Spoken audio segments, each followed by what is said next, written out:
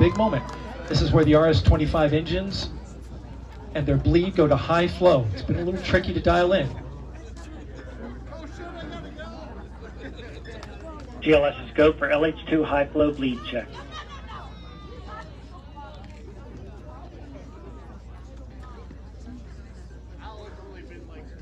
Good word, we've passed that.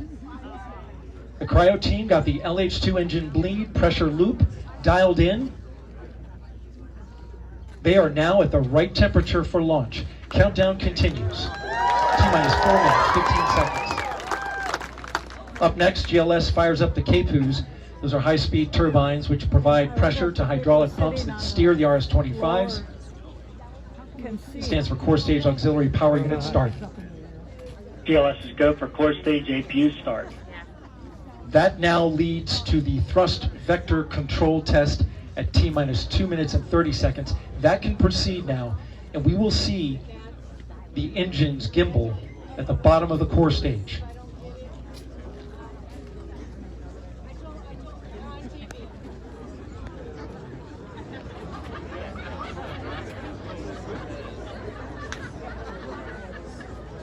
At T-minus 3 minutes and 10 seconds, you will hear the go for purge sequence 4. That's a helium purge of the 4 core stage engines downstream of the propellant valve, getting the air and moisture out.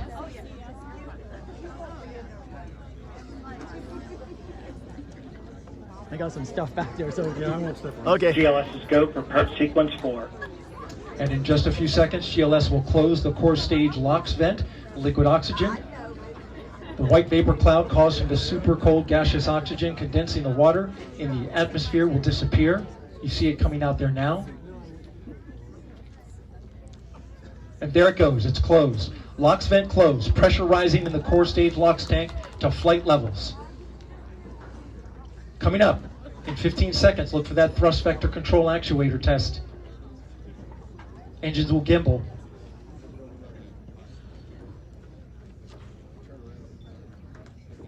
And there they go.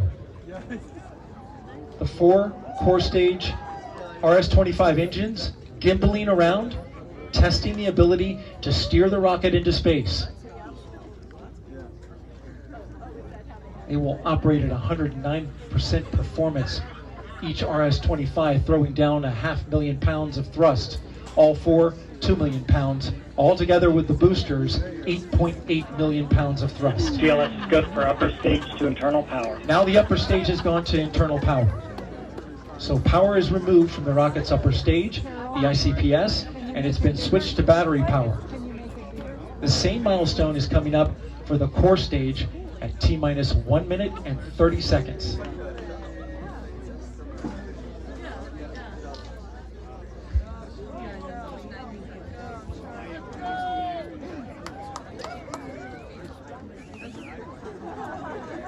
GLS is go for core stage to internal power.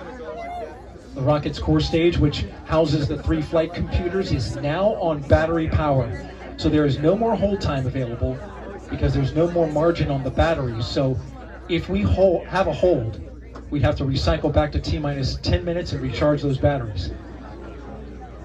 The count continues. A note now, shortly after liftoff. 1 minute. Shortly after liftoff, Mission Control Houston will take control of the rocket, and my colleague, Leah Cheshire, will take over commentary. T-minus 50 seconds and counting.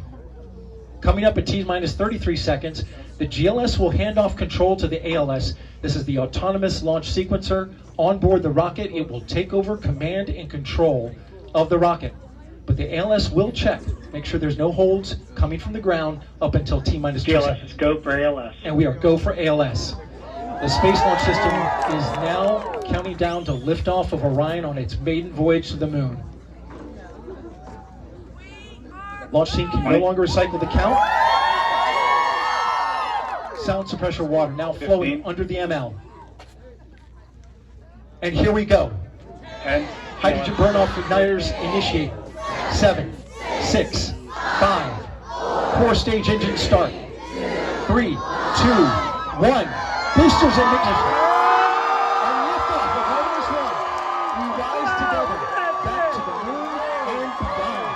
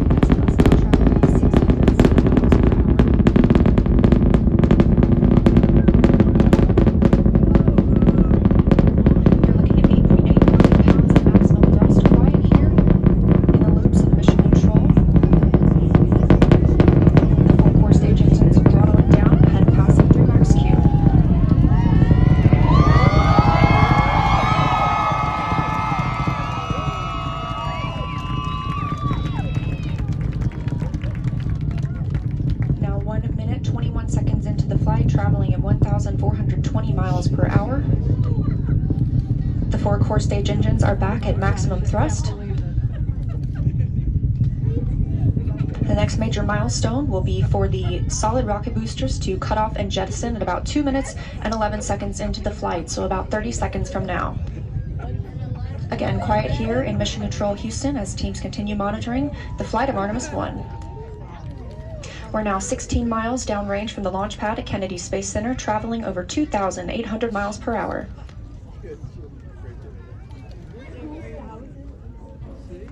Standing by for solid rocket booster jettison and shortly thereafter.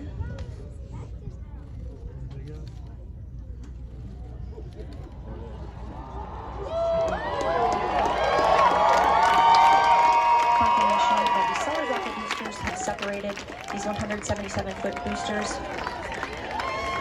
Now the core stage continues to power the flight of Orion, all 4 RS-25 engines firing, traveling over 3,400 miles per hour, 46 miles downrange.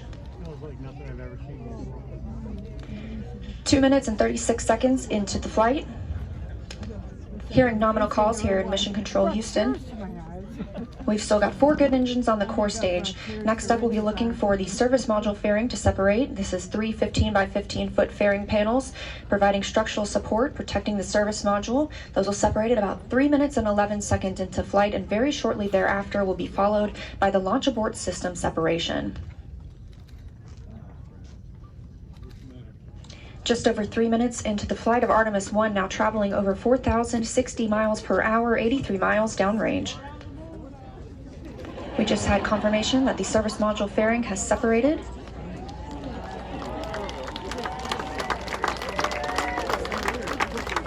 And that the launch abort system pyros have fired, separating those from Orion as well. For future crew members,